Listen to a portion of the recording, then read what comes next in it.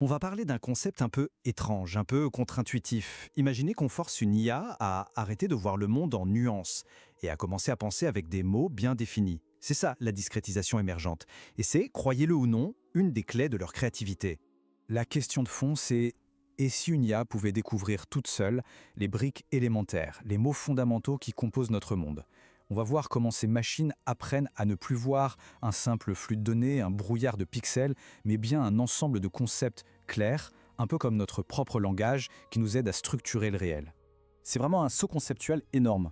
On passe d'un côté d'une sorte de soupe d'informations, un dégradé de couleurs infini, à de l'autre une palette bien définie, avec des couleurs claires, réutilisables, et c'est crucial, parce que c'est ce qui permet à une IA non seulement de voir une image, mais de la comprendre en la décomposant en briques de sens, des briques qu'elle peut ensuite réutiliser pour créer du neuf. Alors, comment on passe concrètement du bruit à des symboles qui ont du sens? Eh bien, tout ça repose sur deux idées fondamentales. D'abord, la discrétisation émergente. Le nom peut paraître un peu barbare, mais l'idée est assez intuitive. C'est quand un réseau de neurones, de lui-même, spontanément, apprend à décrire un flot de données continues, comme une image, en utilisant un nombre limité de symboles, le tout sans aucune aide, sans qu'on lui donne des étiquettes.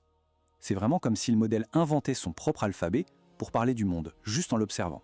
Et l'outil, le moteur qui permet de faire ça, c'est une architecture qui s'appelle le VQVAE ou auto-encodeur variationnel vectoriel quantisé. Pour faire simple, là où un auto-encodeur classique produit des représentations un peu floues et continues, le VQVAE, lui, force le système à utiliser un dictionnaire de code, un codebook. Il est obligé de choisir un mot dans le dictionnaire. C'est lui qui fournit l'alphabet dont on parlait. Et attention, ce n'est pas juste un concept de laboratoire, ça a tout changé. L'idée naît vraiment en 2017 avec le papier sur le VQVAE. En 2019, une version 2 montre qu'on peut générer des images ultra réalistes avec ça. Et à partir de 2021, c'est l'explosion. Ce principe de quantification devient le cœur du réacteur de modèles que tout le monde connaît, comme DALL-E ou Stable Diffusion. Leur capacité à comprendre et à manipuler des images repose entièrement sur cette idée de langage symbolique. Ok, mais alors comment ça marche concrètement? Comment le VQVAE force-t-il cette transformation du continu vers le discret? Le mécanisme est en fait d'une simplicité assez géniale, on l'appelle le rattachement. On peut le décomposer en 4 temps. D'abord, un encodeur classique regarde l'image et la transforme en une grille de vecteurs, une sorte de résumé numérique brut. Deuxième étape, et c'est là que tout se joue. Pour chaque vecteur de cette grille, le modèle va chercher dans son dictionnaire de code, le code boot, quel est le code qui lui ressemble le plus.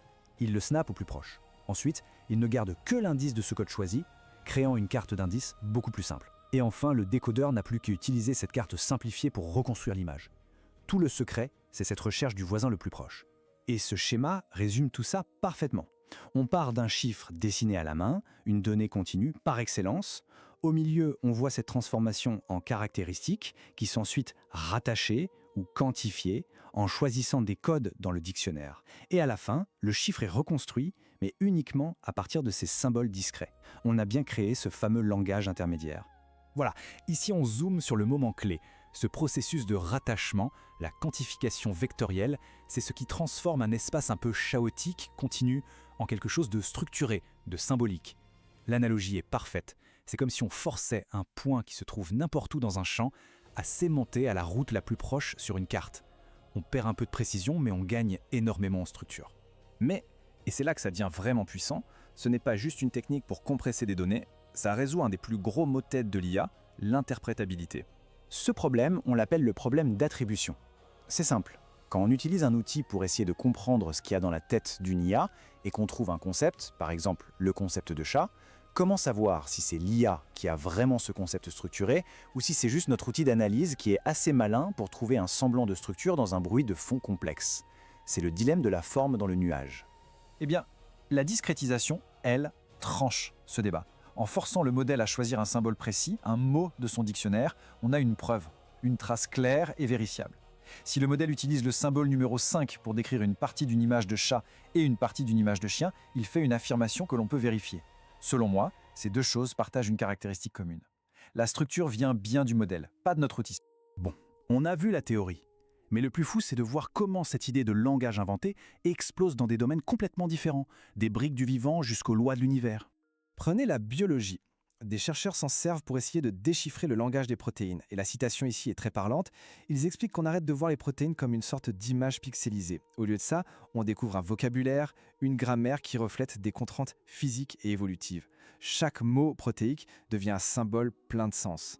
Et le résultat est spectaculaire. Le modèle a découvert tout seul que différentes familles du vivant utilisent les mêmes mots protéiques, mais pas de la même façon. Ils ont des dialectes différents. Par exemple, les prokaryotes, comme les bactéries, ont une grammaire très rigide, très syntaxique, alors que les eucaryotes, c'est-à-dire nous, les animaux, les plantes, utilisent un langage beaucoup plus flexible, plus contextuel. C'est une découverte sur l'évolution faite par une IA.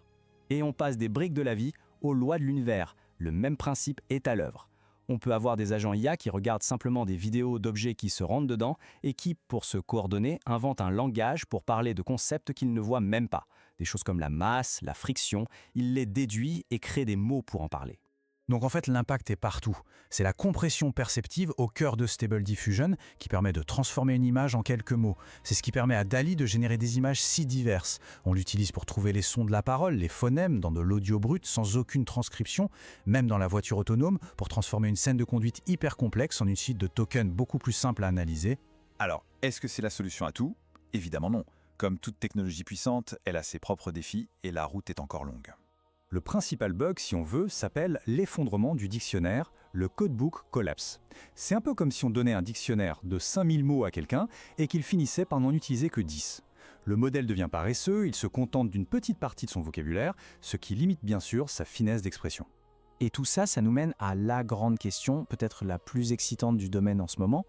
Est-ce que ces symboles discrets, qui sont la base de la logique, du raisonnement, est-ce que c'est ça la clé qui va nous permettre de passer de l'IA actuelle à une véritable intelligence machine? C'est peut-être ça l'enjeu final. En arrivant à maîtriser la syntaxe cachée du monde, que ce soit celle des protéines ou celle des pixels, l'IA pourrait enfin faire le saut. Passer de la simple imitation, de la corrélation statistique, à une forme de compréhension. Finalement, la prochaine révolution de l'IA ne sera peut-être pas de calculer plus vite, mais plus simplement d'apprendre à nommer les choses.